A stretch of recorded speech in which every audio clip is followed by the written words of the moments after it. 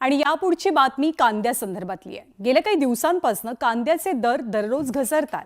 कांद्याला कमी दर मिळत असल्यामुळे लासलगावमध्ये कांदा उत्पादक शेतकरी आक्रमक झाले। लासलगावात कांदा लिलावही बंद पाडले गेले। कांद्याच्या प्रश्नाचे पडसाद आज विधिमंडळाच्या अधिवेशनात सुद्धा उमटले।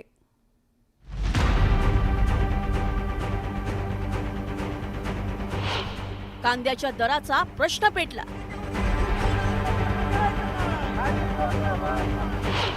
दर घसरल्यानं शेतकरी संतप्त।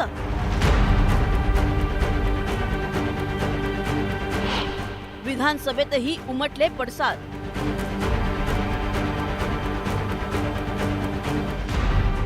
लासलगाव बाजार समितीत कांद्याच्या भावात मोठी घसरण झाल्याचं पाहून शेतकरी संतप्त झाले। शेतकऱ्यांनी प्रहार शेतकरी संघटनेच्या नेतृत्वाखाली अगोदर लिलाव बंद केला आणि नंतर थेट बाजार समितीच्या आवारात असलेल्या पाण्याच्या टाकीवर चढून शोले स्टाईलनं आंदोलन केलं। कांद्यावरील 20% निर्यात शुल्क रद्द करून कांद्याला योग्य भाव देण्याची मागणी केली। बाजार समितीमध्ये 12 रुपये 10 रुपये कांदा विकला जातो किलोला, तर मग ते 20% निर्यात शुल्क आता का लावून ठेवलंय या प्रश्नाचं उत्तर कोण शोधणार? ते उत्तर शोधणं म्हणजे आजचा हा लिलाव बंदची प्रक्रिया आहे।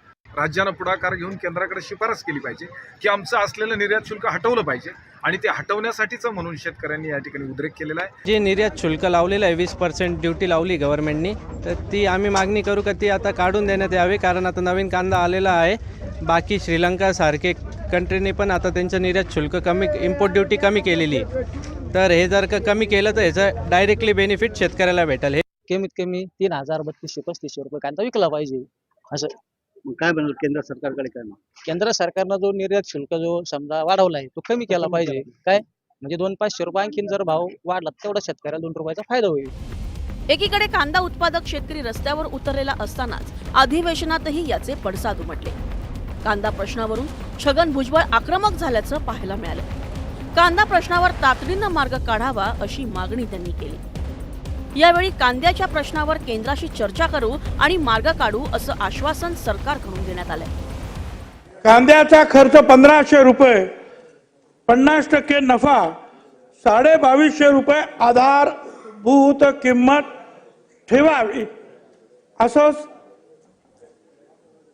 राज्य सरकार आपल्या भारत सरकारला सांगेल। काय दुसरं असं आहे की 3000 रुपये भावापर्यंत कुठलाही निर्बंध लावू नये।